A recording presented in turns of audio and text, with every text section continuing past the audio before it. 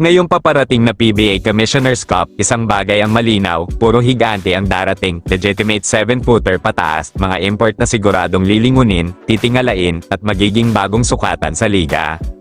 Kung akala mo dati bihira ang 7-footer sa PBA, ngayong conference, halos sabay-sabay silang darating, at bago tayo magpatuloy, kung mahilig ka sa PBA updates, analysis, at malalimang usapang basketball, ilike mo na ang video na to, mag-subscribe, at i-hit ang notification bell para hindi ka mahuli sa mga ganitong balita. Ngayon, kilalanin natin sila, ang apat na higanteng inaasahang magpapayanig sa Commissioner's Cup na mag-uumpisa sa March 11, 2026. Unahin natin ang pupunang desperadong makabawi, ang Terra Firma Jeep. Matapos ang isang kulelat na All-Filipino Conference, malinaw ang naging problema nila, kulang sa laki sa ilalim, kaya ngayong unlimited ang height ceiling sa Commissioner's Cup, hindi na sila nagdalawang isip. Kinuha nila ang 7-foot flat na si Mubasher Ali.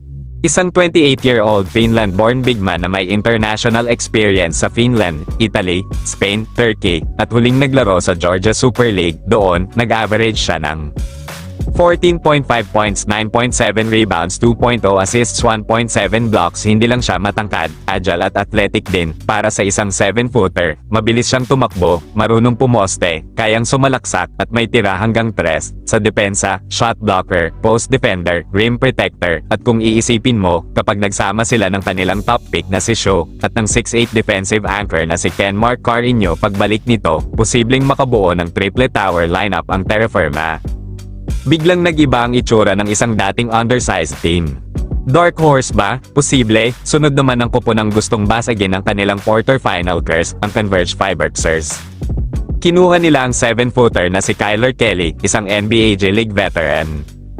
Naglaro siya sa Austin Spurs, Maine Celtics, at South Bay Lakers. Noong 2024, naging bahagi siya ng all-defensive team sa G-League at isa sa mga leading shot blockers ng liga. Ang lakas niya, depensa, elite rim protection, mahabang wingspan, 7'6", athletic at kayang makipagsabayan sa takbuhan, pero hindi lang depensa ang ambag niya, marunong pumoste, may hook shot, at may mid-range hanggang 3-point touch. Ngayon, isipin mo ito, may Justin Arana na, may Justin Baltazar pa, tapos dadagdag mo ang isang legitimate 7-footer na may defensive pedigree. Clearly, hindi nagpakampante ang Converge, gusto nilang umabot ng semifinal, at baka higit pa. Ngayon, pumunta tayo sa pinakamatangkad sa lahat. Ang guest team ng Macau Black Bears ay magpaparada ng 7'6", multi-center na si Sam Deguara. Oo, 7'6", 34 years old, veteran na sa Asia, nakapaglaro na sa Italy, Spain, Malaysia, Thailand, Taiwan, Hong Kong, at China. Sa huling stint niya sa Taiwan, nag-average siya ng 16.3 points, 9.5 rebounds, 2.7 assists, isang block. Hindi siya kasing bilis ng ibang 7-footer, hindi rin kasing athletic, pero tandaan natin ang kasabihan sa basketball, height is might. Sa shaded lane, siguradong intimidating presence siya. Isang maling tira mo lang, may 7'6" na nakaabang sa harap mo. Bilang bagong guest team, gusto agad magpakilala ng Macau, at walang mas magandang paraan kundi magdala ng pinakamatangkad na import sa conference. At ngayon, ang pinaka-inaabangan sa lahat, ang defending champion na TNT Tropang 5J ay hindi nagpahuli. Kinuha nila ang 7'3" NBA veteran na si Bol Bol. Si Bol Bol ay dating NBA player na napunta sa Denver Nuggets, Orlando Magic, at Phoenix Suns. Limited man ang minutes niya sa NBA, iba ang skillset niya kumpara sa typical 7-footer. Dahil si Bol Bol ay mobile, may lateral quickness, may outside shooting hanggang 3, kayang mag-handle ng bola, hindi siya traditional post big man, modern big siya. Sa TNT na gustong idepensa ang corona, napakalaking bagay nito, lalo na matapos ang back-to-back runner-up finishes nila sa All-Filipino. Ngayon, may 7'3" sila na kayang makipagsabayan sa kahit sino, at posibleng maging bagong sukatan ng imports ngayong season.